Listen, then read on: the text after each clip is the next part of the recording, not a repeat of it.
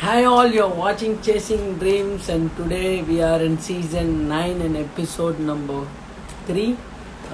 Hopefully you guys are having a good time watching all these episodes, and if you guys wanted to see my 90 plus episodes, you can go to my IGTV and you can watch them. We have done with various different personalities.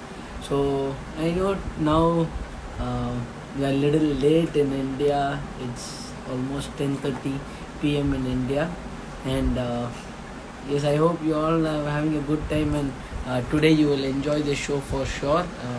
Our guest has joined, and I'll invite him right away without delaying. One second. Yes,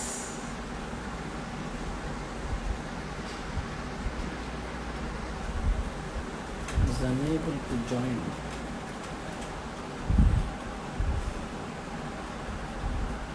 1 second, guys. 1 second. It shows unable to join.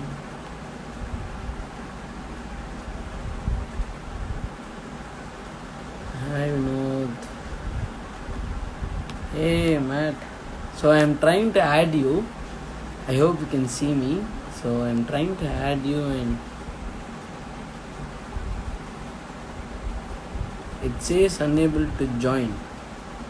I don't know why. Can you just go out from live and try joining once more, Matt?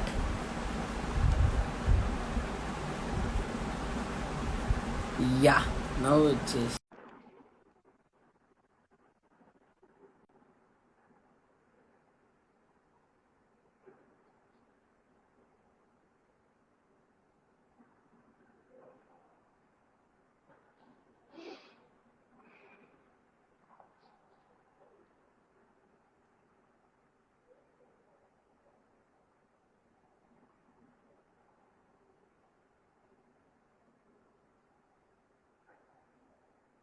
It says our guest is about to join. Hi Varun. Yes, our guest is about to join, guys. Please stay tuned. Please be on the live. If you have any questions in the meantime, please do post it here. He's an adventure sport athlete. So if you have any questions to ask him, Blank is unable to join. Hello Starboy. Yes, thanks Varun. Starboy எல்லாம் ஒன்றும் இல்லை, just doing what I can, buddy.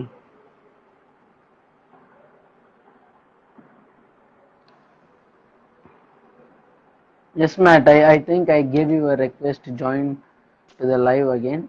Ah, yes. All right. Hi, Matt. Hey. How are you? I'm good. I'm good. Sorry that took me a little bit. This is the first time that I've ever done one of these. Yes. That's totally fine. And thanks a lot for coming on to our show. It's an honor and pleasure to have you.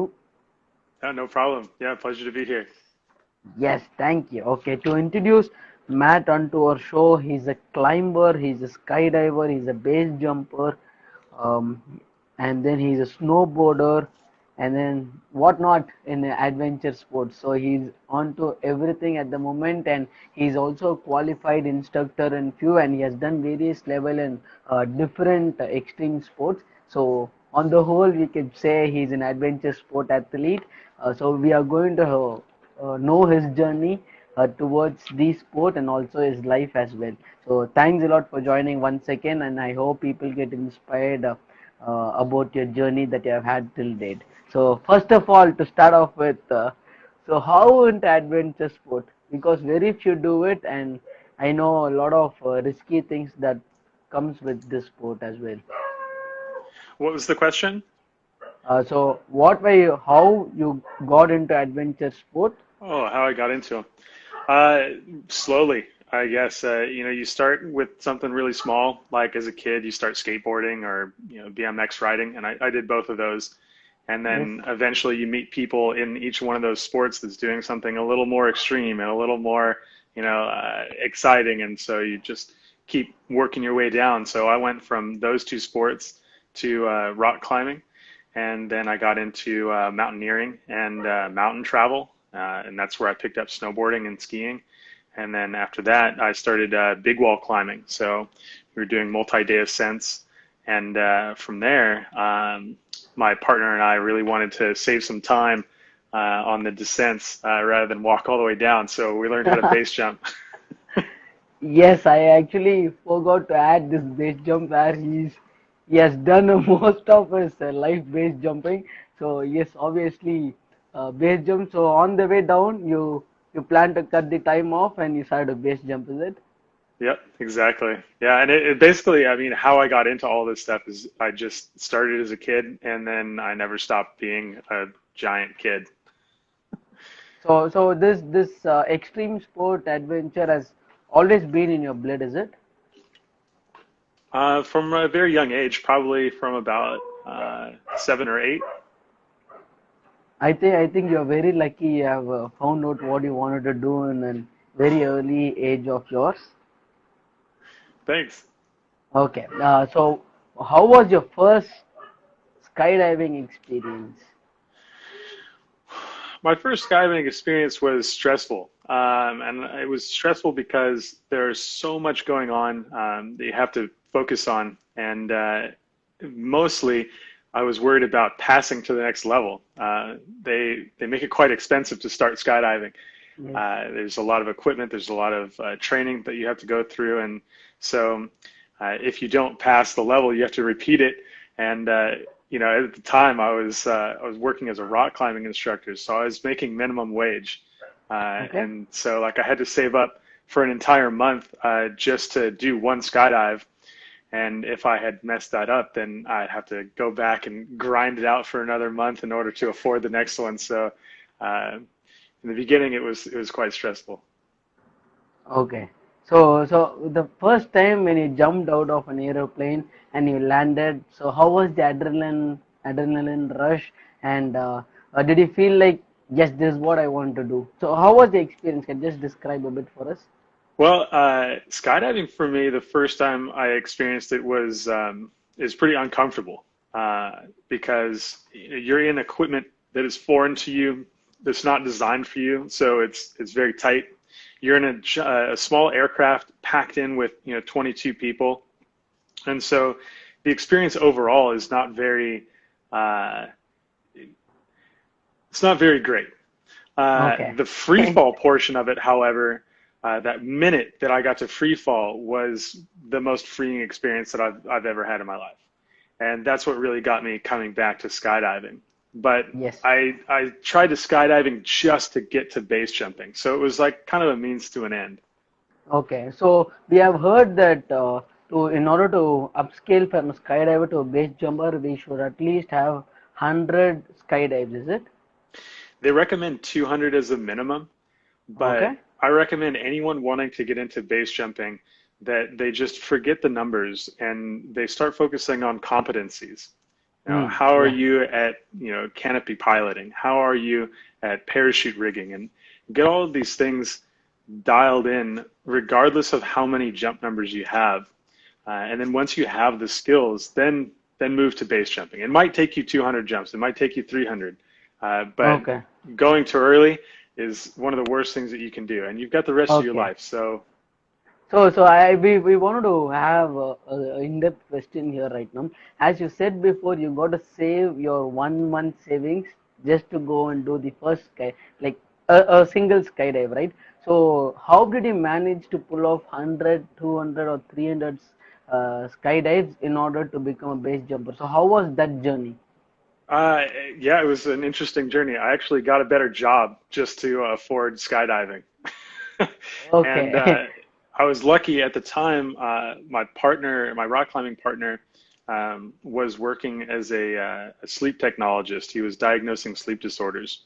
Okay. And he really wanted to skydive more than once a month because he wanted to make it through the progression, right? And since Okay. I was slowing him down, so he just basically said like, "Hey man, I'll train you to do this new job. So like you can, Okay. I'll give you a better job so just so you can afford to skydive." And then Yeah, that's where my career kind of changed paths a little bit from being just an adventure sports instructor to being lightly professional.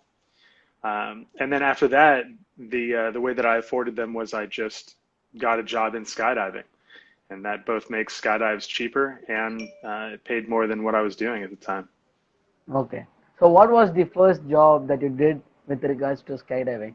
So what course did you complete? Can you just give our audience insight so that if somebody wants to take up skydiving or become a base jumper or a wingsuit pilot, so they can see a career that was already lived like yours.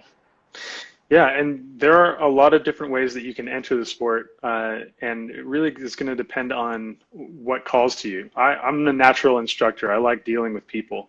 And so the first thing that I did in skydiving was I got a coach rating. Okay. And with a coach rating, you can start teaching the most basic stuff in skydiving and then eventually work your way up to being an instructor. And once you're an instructor, you have tons of different pathways that you can take. You know, you can teach AFF, you can teach military, you can teach tandems, you can do a whole lot of different things. Or a lot of people are drawn to the more the rigging aspect of Okay. skydiving, and so they get an FAA rigger rating and they start designing and building parachute systems. And that's another really cool way to get into the sport. Stay close to it, get paid for it, and also build skills along the way.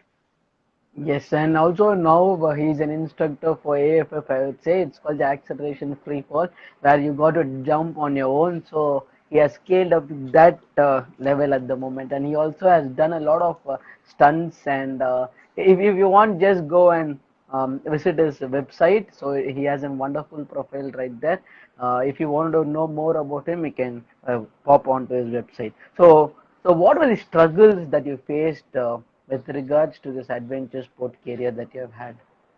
Yeah, there are a lot of struggles making something like this a career. I would say the first and foremost is that it's not a standard career path, and so there's not a whole lot of explanation as to how to make it a viable Yes. career.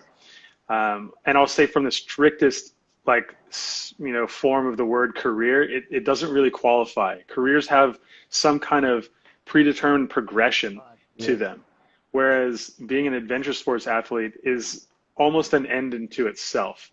And so I think it's best to look at that career path more as like a job. And the careers that you can build are something that's tangential to what that job actually is. For instance, the career is not jumping off of cliffs. The career becomes creating media of people jumping off of cliffs. And then as a media creator, you can have like a career path in, media production or commercial work Mm. and things like that. Or if you get into the educational side of it, right? You're not teaching people how to jump off cliffs. That's not a career. But as a career educator, you can progress past the sport. And so my advice to anybody that's like going to get into it as a career is try and actually develop those tangential skills so that after you decide that you don't want to jump anymore, you at least have something that's marketable for somebody else. Um, Along the way, since it's such a small career, uh, I'd say one of the challenges is that people are possessive um, Yeah. over the position that they gain. And so once they have a foothold, there's not a whole lot of opportunity to collaborate because they want to maintain that foothold. And that doesn't have to be the way. It doesn't have to be the way. I think the next generation is a lot better at it than the previous generation. Yeah. They collaborate much more, and they see that they can actually build businesses together, right? If they, like we're sharing this Instagram live video, right? Yes. So like right now, like our collaboration is mutually beneficial, right? And there are so many ways that you can do that in adventure sports if you're creative together. But one of the challenges is going to be to get people to recognize that. Yes, beautifully said. And when we come into this extreme sports thing, there is always a certainty of death as well, right? So being a base jumper, I think it has the highest rate of uh, Like when you do the sport, you can die any point of time, and it is that risky. So, have you had any near-death experiences? Well, I would count every single base jump as a near-death Yeah. experience. And just practically speaking, because at one point during the base jump, you have to make an informed, educated, and aggressive decision to save your life. And if you don't, you are 100% assuredly dead. And so Yes. if we look at it from like a practical standpoint, like a logical standpoint, maybe like if you look at it in terms of an experiment called like the Schrodinger's cat experiment, at Yes. one point you're floating through air and effectively you're dead. And so like every one of those experiences, you have to be looking straight at that point at which action is required to save your life and doing something right at that point. And so like near to death, every single one of those experiences qualifies. Yes, exactly. So, why do you take this kind of risk, and what attracts you towards this sport? The biggest attractor I have for the sport is the freedom. And for two reasons, two like real hallmark reasons. When you push your body past the point where all of your human conditioning is telling you not to go that way, once you do that, you can get your body to do anything. It's totally free. It's total freedom, right? Once you tell yourself like that I can step off a cliff into sure death, any other problem that you might feel like afraid about, like, Yeah. oh, I wonder what's going to happen, it doesn't even come close to comparing. And so you open up a whole realm of possibility for yourself that wouldn't be available otherwise. Yeah. Yes. The second one Yes, is sir. that, very practically speaking, it's freeing because you're flying. Yeah. Like, I was expecting this. yeah, and when we're talking about skydiving, skydiving is such a unique environment because it's boundless. You know, if I tell you like, okay, we're gonna jump out of this plane, and for the next 50 seconds, you can do literally almost anything that you want. Anything that you want. Yeah. There's almost no other realm in the world, in the physical world that we exist in which I can tell you that. Like I can tell you that you can go as hard and as fast and as loud as possible with zero consequence, so long as you do this one thing at this one time. That's it. Beautiful, beautiful. And so I hope, total freedom. yes, I hope you continue doing this as well, and we could see how much passion you have towards the sport, and wish you more jumps in the future. And we see a lot of people have joined, and you can say hi to all the people who have joined. Hey guys, thanks for joining us this morning or this Yes, evening and if you're in India. yes, yes, it's almost night here. So if you have any questions to ask to Matt, you can just go ahead and ask, and we will get it answered for sure. Please do stay tuned and keep watching the show. So we have a couple of segments also coming up, Matt. I'm going to put you in tough spots as well. So to take it a little bit lighter, we will move on to a session called the rapid fire.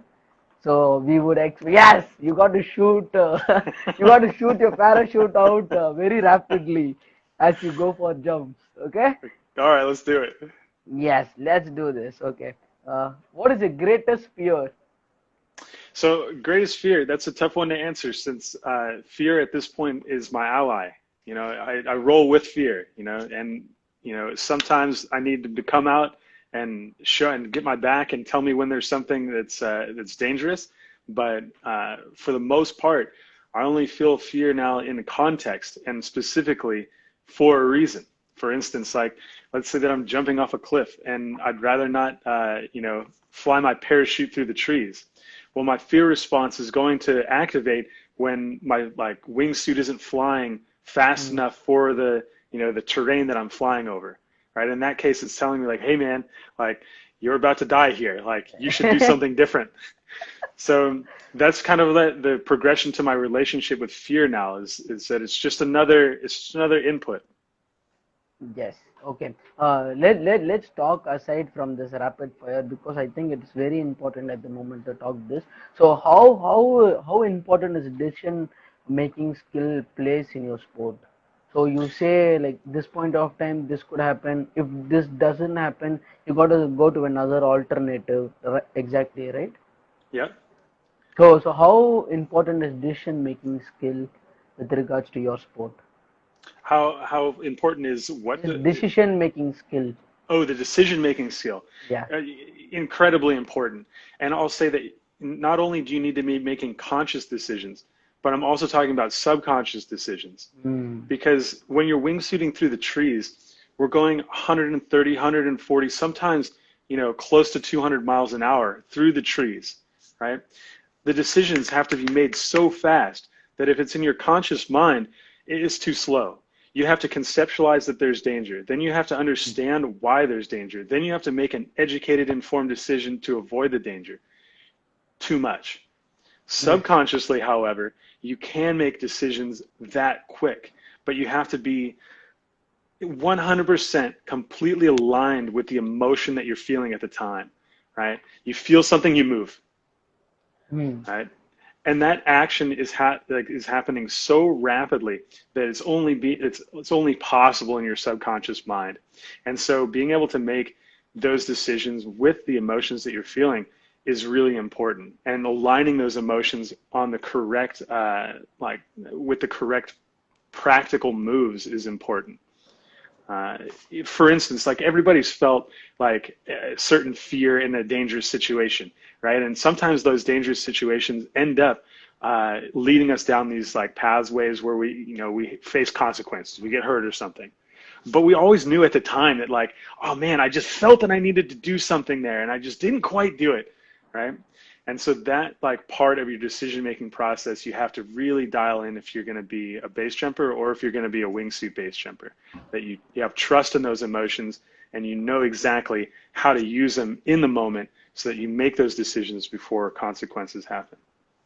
Yes, thank you, thank you, thanks a lot for explaining this to us because once we are in the sport, I think we could understand it better. But people who wanted to take this up, they got to know this aspect of the sports. I felt like so that's why I popped up a question this way. Okay, what is your unforgettable jump? The most unforgettable jump is July 21st, 2015 in Kamalia, Turkey with my brother from another mother, Ian Flanders. It's the jump that Awesome. he went in on. And so I'll remember every single detail of that jump forever. Awesome, awesome. You even quoted the date, so I hope it is in your heart right now. Okay, who is your favorite movie star? Ooh, Buster Keaton, by far. He's By far, okay. he's a silent movie era, so you have to go way back to get him. But Okay, he did a lot of stunt work back in the day when there's no safety net. yes, got it. So check him out. He's great. Sure. Who is your favorite base jumper? Carl Danish, the Okay, who is your godfather of base inspiration? jumping, is inspiration. Okay, I got four of them for you. Dr. Yes. Seuss, Dr. Kevorkian, Okay, Nelson okay, Mandela, and Jesus. okay. I think it might be Jesus, but that last one really sticks for me too. Perfect. One slot, okay. One project that you wanted to do, but you haven't done it still. I want to jump off a building while it's being demolished. Oh my God. Oh my God. That's going to be a risk into 100%, I would say. I, I hope you do that project very soon. Okay. One hidden talent of yours that people don't knew about. I have a great talent for wearing hats in interesting ways. Okay. I hope we should pop up some picture at the moment. I'll do it once this has been recorded. Okay. I'm going to give you a few words right now. So what it means to you, you should describe it in a sentence. Okay. Okay, you said one word on the last time we did something like this, so I've got one word answers for all of Okay. these. Yes. Yes. If you're up for it, then it's fine. Yep, Okay. let's do Life. this. Life. Given Okay. Death. is assured Okay. Adventure. is risky. Dreams. They're necessary Success. is so subjective. Failures. is required. I think you smashed it and you're well prepared for this. Yes. So, the few couple of other questions to ask. One documentary that you would suggest for adventure enthusiasts. Man on Wire. Excellent documentary. Um, okay. So, can you just give a gist of what it is about? Yeah, Men on Wire is about a high wire walker that walks between the Twin Tower buildings in New York back when they were still standing. But it's a really cool documentary about how he makes that happen because he doesn't do it legally. He sneaks in, sets up Uh, this huge high line. is this about the movie The Walk? Yeah, it's about the walk on the wire. Yeah, but it's Why? called Man Yeah. on Wire. Yeah. Okay. I think I have seen this documentary uh, few years back. Okay. One book recommendation that you would give to people in the case of adventure. The Great Book of Bass. The Great Book of Pace. Okay. Yeah. I hope you smashed your rapid fire of firing your parachutes out. Yeah. Thank you, thank you. So let's move on to a couple of questions that our viewers also would have in mind. So we could see you base jumping, doing a lot of extreme adventure sport, and we would also love to be a part of it. But with regards to doing all these projects, I think money deals a major portion of it, and it is not as cheap as we think. It is so expensive. With regards to all these sports. So how do you manage to get sponsors and what are the ways to get sponsors as well? Okay, so first and foremost, do what you love to do and do it a lot. Okay. That's the prime thing that you have to do because if you're out there doing it already, then any sponsor or somebody that would hire you to come onto the project, they just look at it as fitting into your world. If you're Hmm. not doing it a lot and you don't love it and you're saying like, okay, well, like we could do this, we could do that, right? People are less.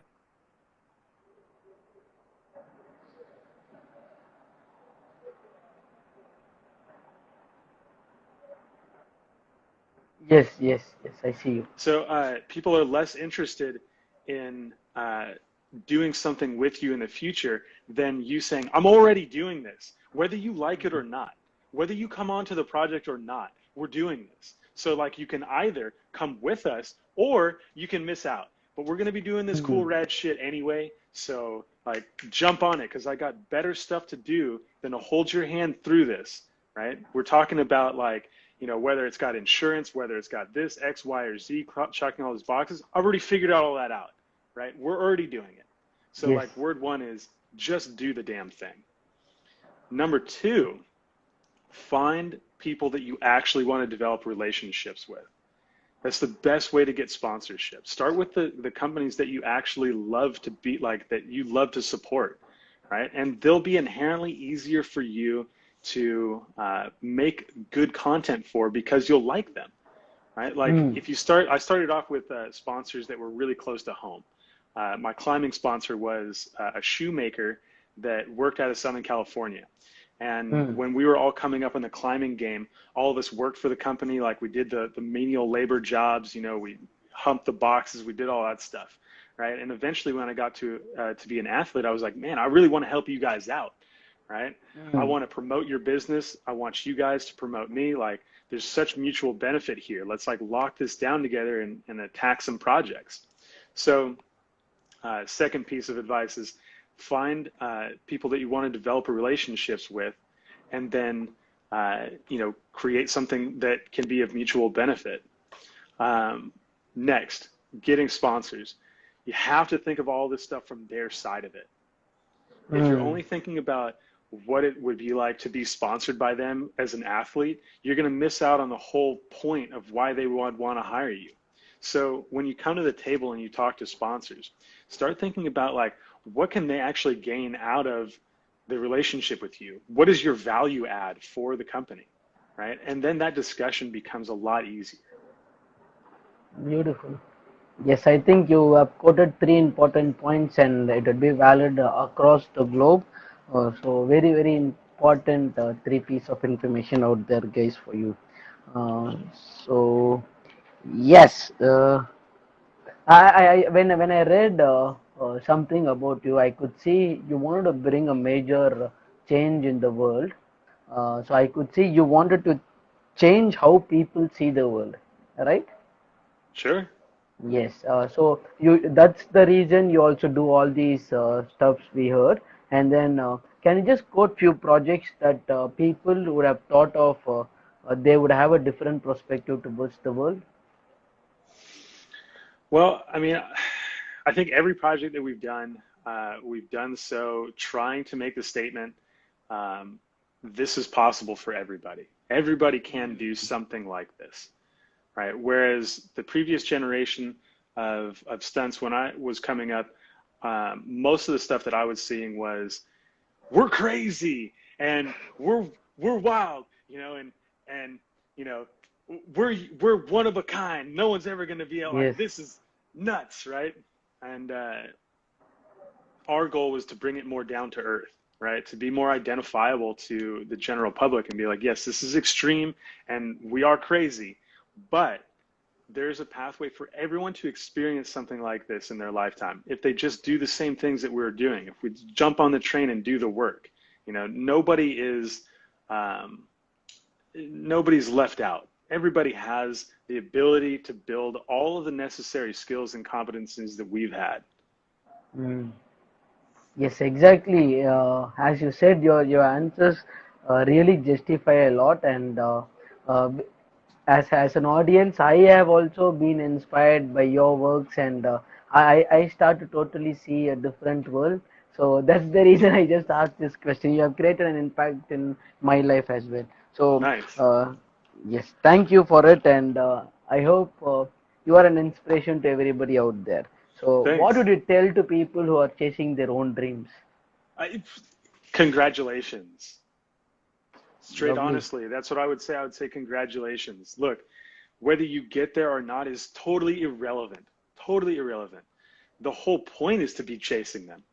And if you're chasing your dreams, then I mean, find happiness in the process, because it's so amazing. Like, most of them, you're not going to get there. One of them, eventually you'll get there. But the alternative is to be ignoring your dreams, which is just like the worst existence. It doesn't feel like an appropriate honoring of your time on the planet, right? So if you're chasing your dreams at all, my statement to you is congratulations. Keep going. You already made it. Lovely. So, what do you think your purpose in life is? um, Purpose in life, to live, to share love with everybody, and to continually ask that question and be moved to action by the answers. Beautiful. Okay. How would you rate your life journey till date with regards to satisfaction level from 1 to 10, 10 being the highest? um, yeah, I'm gonna rate it at a 10, and then say that that's probably going, like, my scale will probably change, you 10, know, yeah. in the next year and 2 years. So, like, what I define as a 10 is probably going to be completely different next year. But I would rate it as a 10 so far. 10. Yes, lovely. And I'm so happy that you're grateful for the life that you had till now. Uh, so that's the reason you give 10, right? So you enjoy the moment. You could see that from you. Okay. So I have a small game right now. It's called the You and Me, and it's a surprising element for you as well. I give you two options, and I guess what's in your mind. Okay. Okay.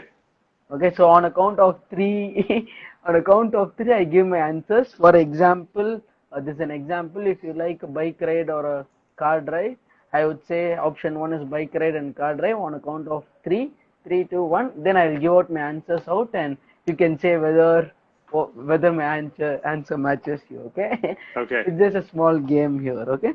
Okay. Apart from skydiving, would you love to do scuba diving or climbing? Okay. Option one is scuba diving and option two is climbing. I'm going to guess which one would you like the most? Mm, three, 2, 1. Climbing. Yes! Yes! I got one right. Nailed it. Thank you. Okay. Uh, would you love pets or not? Okay. If you love pets, it's option 1. Yeah, no, I'm not a pet sort of a guy. It's option 2. Okay. 3, 2, 1.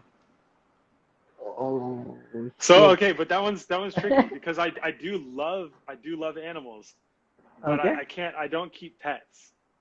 Okay. So like Okay. I love I other got it. people's pets, but Yeah, so yeah, it's 1.5, I would say. it's So one and a half half. point for Yeah. me. Yeah. So half point for me. Okay, I have done justice. Okay.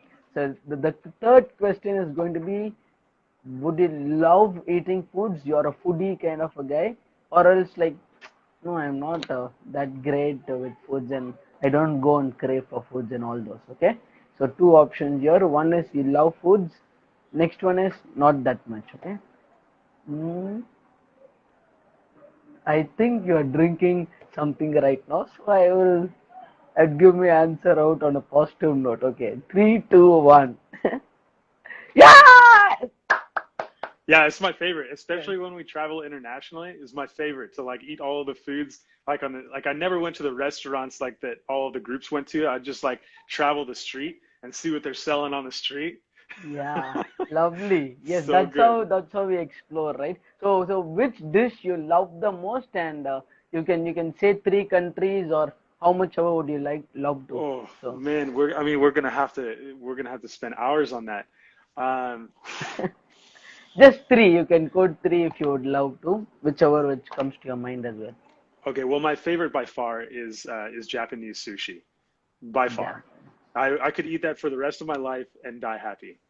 Um, Nice. next is going to be the barbecue in Singapore, the street barbecue. Oh, they j- I don't even know what animals we're eating, but I love it. The sauce is incredible. Mwah. Yes, And then let's see, uh, German sausages. They like you go through Germany and they have these just bratwursts that are huge with everything on them, and like after a jumping you've been like hiking for miles and miles, you just plow one of those down. Oh, so good. that's nice. That's nice. So three things, lovely things that you have had. So I hope I got 2.5 marks for these three questions, and I hope I understood you a bit with the conversation that you have had till now. So we want to know what's next in your life, Matt. So we see you very accomplished extreme sport athlete at the moment. So what's next? So next for me in extreme sports is one education. I'm spending a lot of time teaching the next generation how to how to better do the sport because I think it's our job to impart all the knowledge that we have to the people coming up behind us. That's how I got to where I was, and so passing on that knowledge is a big part of my mission right now. And then secondarily, I'd like to do more stuff with the kids. So, extreme sports has an incredible opportunity to show kids what's possible because I never even saw anything like base jumping until I was, you know, an adult, right? If somebody sees that as a kid, it might change their entire perspective on what they can do, what is possible, because Mm, adults tell them like you can do this, you can do this, you can do this. Other than that, like forget about it, right? yes. And so when somebody comes through and does something that an adult would have told a kid is completely physically impossible, changes their mind on some of the other things they've heard adults say are impossible. Yes, exactly. And I hope you are making a difference in children, like the kids' life as well. It's a very, very good initiative to start off. I hope those kids are blessed. Yes. So I want to quote a few things right here. What would you tell to people? Three important things that they should have within themselves in order to be successful or achieve their dreams in whatever aspect. I think really, if you're chasing dreams, really get a solid idea of what the dream is in the simplest Okay. form of it. So when we tend to think about anything as a project form, we have this initial stage of like the dreaming stage, and the dream gets built Mm. huge, right? Yeah. I want to fly to the moon, right? Then I ask myself, okay, why, right? Why do I want to do that?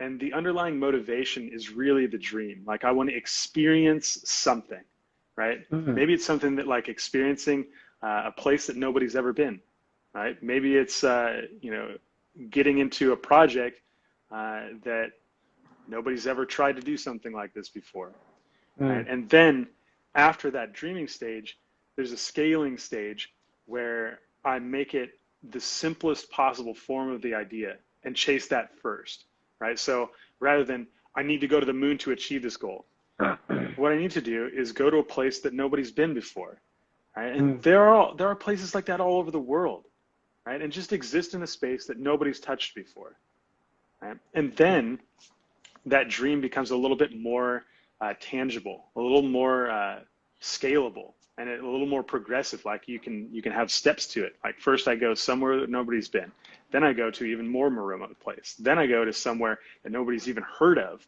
right? Then I Mm. go to a place that somebody says doesn't even exist. Mm.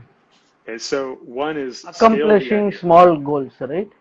Yeah, accomplishing small goals and scaling the dream idea down to the simplest, like small form of what it could be, and going after that one first.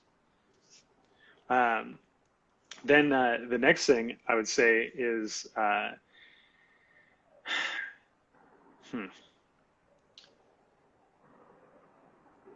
whatever it is that you're dreaming about, attack it full scale. So there's a lot of people that they'll dip in a toe and they'll see what it's like, right? And in this regard, like no matter what little thing that they're chasing, they kind of like half in, half out. Mm. If it's something that you're actually passionate about, like spend your full focus on doing it. Even if it ends up being the wrong road, don't worry about it, right? Step on the gas for that thing. If it ends up that you change your mind after you accomplish it, then great. Move on to the next thing. That wasn't for you. But if you never give it that full force shot, then it's never going to quite work out in the way that you expect it to, right? Even if you had the chance for success, you might hamstring yourself behind the sidelines, just not being fully committed to it. So that's the second piece. Just be super committed to those small goals and aggressively attack those short-term goals that you come up with. Lovely. I think this session is going to be a wonderful piece of information out there for people who are chasing any dreams for that matter. And you have made a few statements which can impact people life out there. And thanks a lot, Matt Blank, for joining onto the show. And you have been so sweet and you have been inspiring me, and I hope you have been inspiring many people out there. And you wanted to bring a change to everybody's life out there. And thanks a lot for joining our show. And if you have any words to say, you can go ahead and. Oh, my pleasure. Thank you so much for having me. And it's an honor for anyone to call me up and say that they want to speak about something that I have knowledge over. And I very much appreciate you sharing your voice and all of your words with the rest of this audience. And I'm going to continue watching the show. It's a great one. So keep it up. I hope that nothing but success and nothing less for you. Thank you, thanks a lot. If your words could make a difference in anybody's life out here, then I would be the most happiest person alive on the planet. Thank you, thanks a lot for coming, and I wish you all the best for your future adventures. And I'll keep following you, and hopefully we meet one day very soon. Sweet. One love. Take it Yes, easy. thank you, love you, bye bye.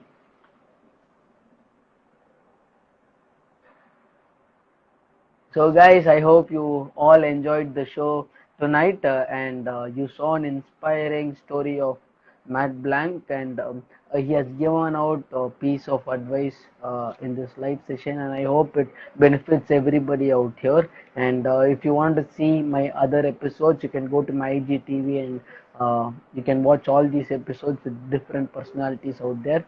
And see you on another episode of Chasing Dreams, and good night.